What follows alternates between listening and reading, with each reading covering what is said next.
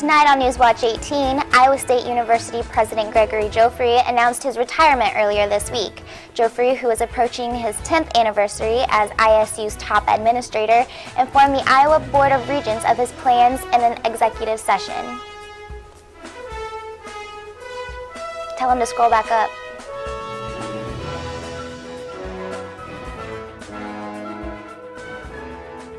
Live from Studio B, this is Newswatch 18 with Jody Courthouse, Erica Landsman, and Dan Casson Sports. Newswatch 18 starts now.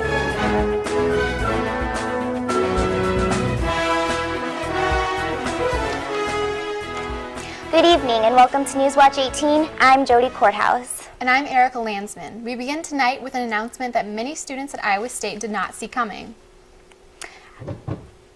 Iowa State University President Gregory Joffrey announced his retirement earlier this week. Joffrey, who is approaching his 10th anniversary as ISU's top administrator, informed the Iowa Board of Regents of his plans in an executive session earlier this week.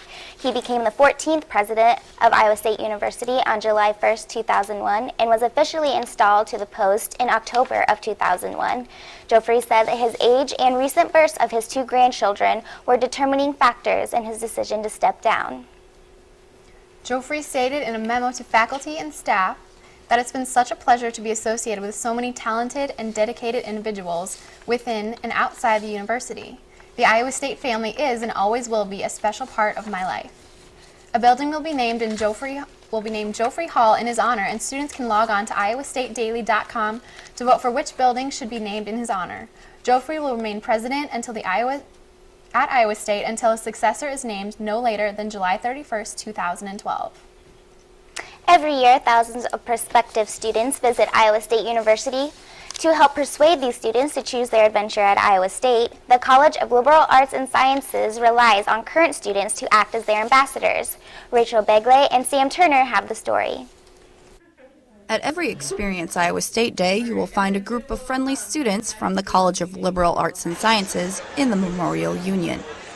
These students are ambassadors for LAS, and their sole job is to recruit students to Iowa State and the College of Liberal Arts and Sciences. Amy Scallon, a senior in biology, has known that she wanted to be an ambassador since her own Experience Iowa State visit. Scallon says that her favorite part of being an ambassador is interacting with the future Iowa Staters. It's really great when we all get to work together with prospective students because we get a lot of great experiences and ideas bouncing off each other that I think the prospective students really gain from. The ambassadors are required to help out at 2 events a semester, as well as attending a formal business meeting twice a month. The organization does more than just recruit students, though. The ambassadors are also the student face of the college. And as Amy points out, the program has a lasting impression on all involved. I don't think I would feel as connected on campus, especially with the College of Liberal Arts and Sciences. I know that when I graduate in May and I walk across the stage, the people whose hands I shake, I know them on a personal basis and they know me, which to me is really cool and is really a huge gain that I've gotten from being in the ambassador program. Despite being in an important leadership organization, Scallon points out that it is the prospective students who make her role so gratifying. The most rewarding thing is seeing someone after you've talked with them for a while really excited about Iowa State and really excited about the program that they're interested in, because you can see when that clicks that they think this is where I want to go and this is where I can see myself, and that's the best thing. Reporting for ISU TV, I'm Rachel Begley with Sam Turner. For more information on the Ambassador Program, visit the College of Liberal Arts and Sciences website.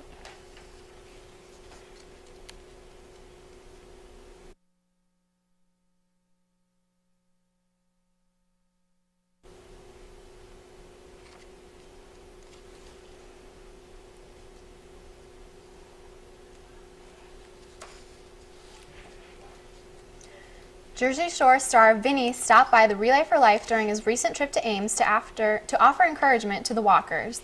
The annual fundraiser is the only Relay for Life in Story County and raised over $60,000 for the American Cancer Society. Over 300 students and community members participated in this year's event, including ISU President Gregory Joffrey. The event was held earlier this weekend, and students walked from 7 Friday night until 7 Saturday morning. students took time to stash the trash and give back to the Ames community as a part of a VISHA event. Take part in the annual VISHA Service Day on Saturday. Volunteers braved the cold and windy weather to lend a hand in Ames. Students swept and picked up garbage in Campus Town and cleaned up the streets and lawns in various locations across Ames, including parts of campus. We will have the full story later on this week on Newswatch. VISHA Week is April 11th through the 17th. A woman in a wheelchair was hit and killed by a passing train in Ames this morning, police said. Witnesses said the woman, whose name is yet to be released, was crossing the tracks at Duff Avenue Railroad crossing when she was crossing the tracks and was hit. Police Commander Jim Robinson said the intersection was shut down for several hours while police and railroad officials investigated. Police are asking anyone who might have witnessed the crash to contact them.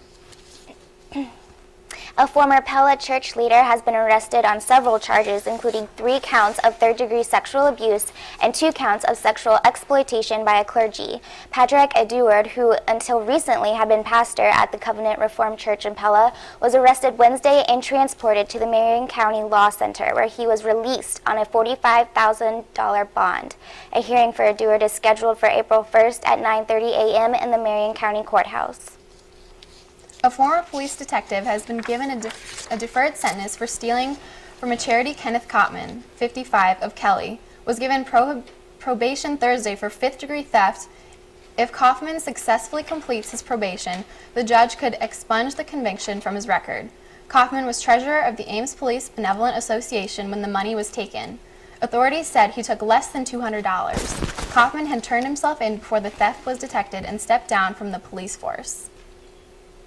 The Ames Community School District Board will vote Monday night on a motion that calls for 6 elementary schools.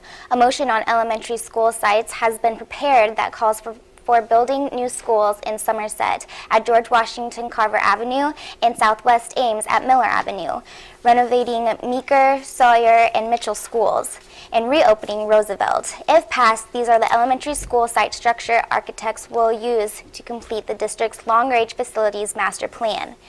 In general, board members Paul Sodders, John Haskell, and Francis Toady have indicated they prefer 6 school sites but are not opposed to 5.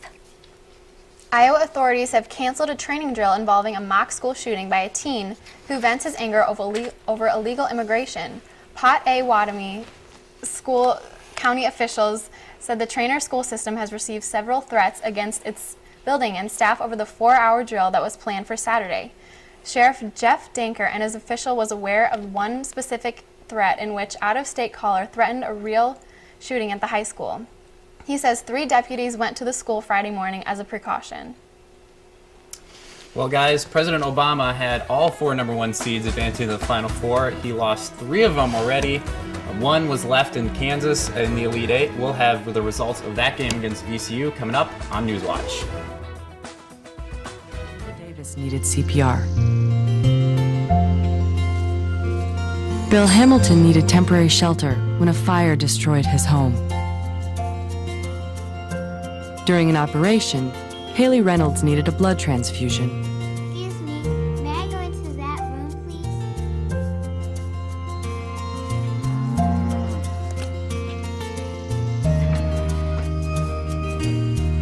Next year, revenue growth again will be a focus.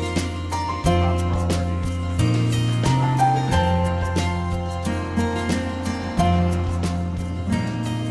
Thank you for giving me blood. Thank you for giving me shelter. Thank you for saving my life.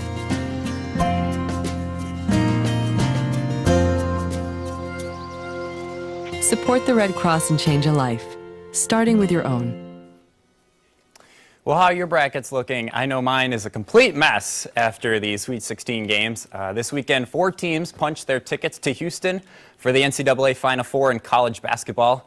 On Saturday, the surprising 8th seed Butler Bulldogs continued another magical run through the tournament, advancing to their 2nd straight Final Four after a 74-71 overtime victory over 2 seed Florida.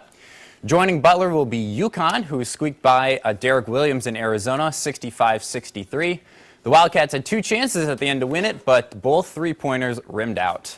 And earlier today, it was VCU with a shocking 71-61 victory over the #1 seed Kansas Jayhawks.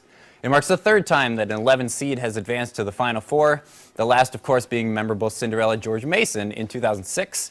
And the nightcap featured a contest of 2 heavyweights in college basketball, North Carolina and Kentucky.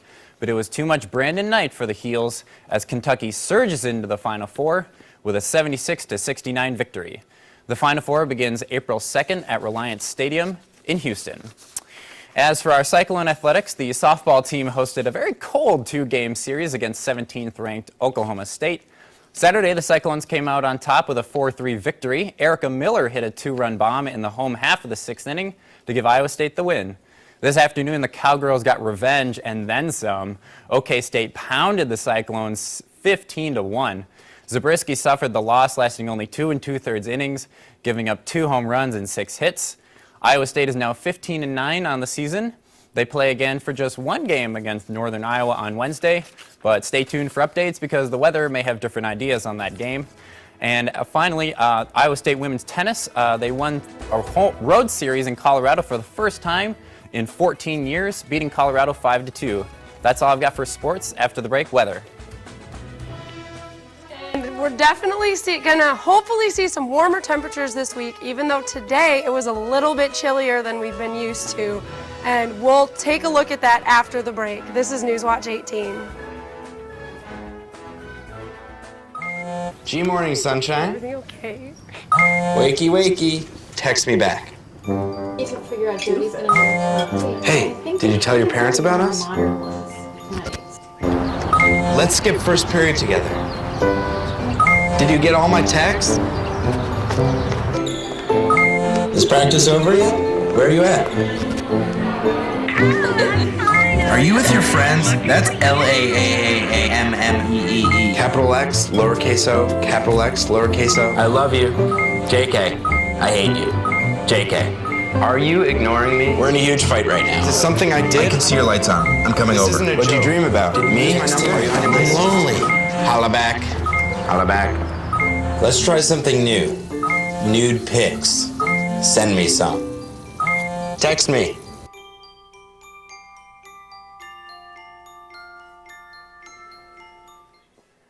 Welcome back to Newswatch 18. We're going to take a quick look at your weather. You can see by midnight tonight, we'll be sitting around 31 degrees, cool off a little bit overnight, 6 a.m. right around 25. And then by 3 p.m. tomorrow, we could see temperatures up around 37 degrees. So it'll definitely be a lot warmer tomorrow than it was today. Right now, we're sitting at 39 degrees with an east wind right around 8 miles an hour. So it's definitely not too bad in terms of the wind, but definitely chillier than we're used to for this time of year. For around the state, though, mostly cloudy skies. Clarinda is currently sitting at overcast, but other than that, mostly cloudy skies. Those clouds are starting to move their way into the state from Nebraska. So as we go through tomorrow, we could see partly to mostly cloudy skies for most of the day. Current temperatures, the majority of the state is sitting in the 30-degree mark. So definitely, I can't say it enough, chillier than we're used to. Southeastern Iowa, however, starting to get up into those 40s, which we could see tomorrow. For tonight, however, again, another chilly night, a low of around 21 degrees, east winds around 5 to 10 miles an hour, and again, those partly cloudy skies are going to stick around. As we go into tomorrow, that trend is going to continue. However, it will be a little bit warmer than it was today. 40 degrees for the high tomorrow, southeast winds 10 to 15 miles an hour. And then if we take a really quick look at the extended forecast, you can see that trend will continue throughout the week, and by Friday, we should see temperatures up in the 50s. ISU students were able to mingle with MTV reality star Vinny Guadagnino of Jersey Shore at 2 locations in Campus Town on Friday. Vinny was originally scheduled to appear at Club Element on March 5th, but rescheduled to Friday because he had to attend the red carpet premiere party of Real World Las Vegas. His appearance was originally planned to be limited to Club Element, but the Lead Salon staff decided to include a second appearance in Campus Town. Campus Town businesses, including the Lead Salon staff, organized a special cookout event with the reality star before his appearance at Club Element. Every half hour, staff drew admission tickets for the chance to meet Vinny on the VIP section of Club Element.